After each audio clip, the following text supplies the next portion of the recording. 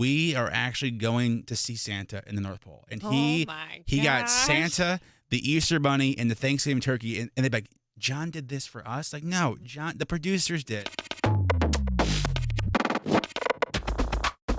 So obviously, the Bachelor is a guilty pleasure of the show. Oh, yes. I was supposed to be on the Bachelor for Baltimore. I'm gonna sign you up for the Bachelorette. Let's be real. Listen, our friend Ben Higgins, good friend of the show. We talked to him about it. He gave me all the love tips. him. It was like the week of the show is when lockdown officially Yeah. started. But here's the thing, because we always talk about everybody acts so crazy. It doesn't matter if Bachelorette, Bachelor, they act so crazy sure. as if they've never seen the show, and it's just kind of like it can't be real. So they talked to this neuroscientist, and this person explained how people fall in love so easily on The Bachelor, and I was like, okay, this makes sense. They say the shows Bachelor and the spin-offs Bachelor in Paradise, whatever the hell the other ones are, it's all about games. Right. It's all about the honeymoon phase. So it's literally about the lovey-dovey part of the relationship, and so you step into that mansion. You're cut off from the outside world. Yep. There's no distractions. No I don't think you can phones. talk to your family. So No, I don't think. I think they can reach out if something happens, but you can't have a phone. right. So and then all the drama in your life is gone.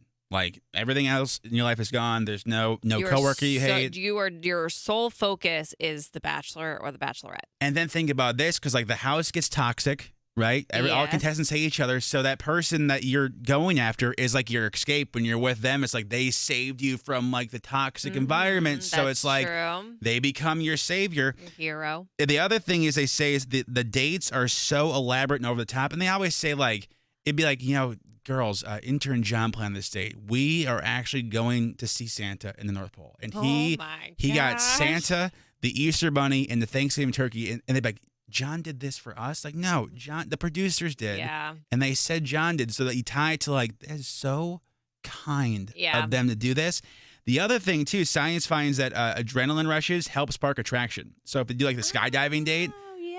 because now we're messing with the chemicals in the brain too. So that's True. And whenever they do those dates, it's a fear for that person, and they're overcoming that fear with their new person, and then it's a moment, and they can have their little lovey moment. Right. And it's the chemicals in the brain, they also say convince you fall in love. A surge, testosterone, dopamine, others affect the pleasure centers in the brain that drive the attraction phase of love.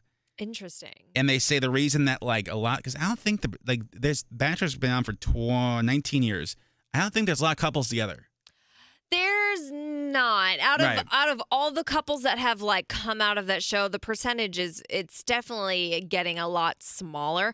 Another thing, contestants say that when they're in it, I don't know if it was Ashley or Caitlin Bristow or whoever it was, but you have to keep a journal about your feelings, and then you do the one-on-one interviews, and you're literally just talking about the whole thing. The whole experience is just diving into your emotions. Oh, I'm sure. And so with all this extra stuff, you're diving into that love emotion, and your sole focus is on that. So it makes sense why they fall so head over heels immediately. Well, and Ashley I think she's from Fairfax. She won. I love her. She won Jonas Brothers tickets from the show years ago.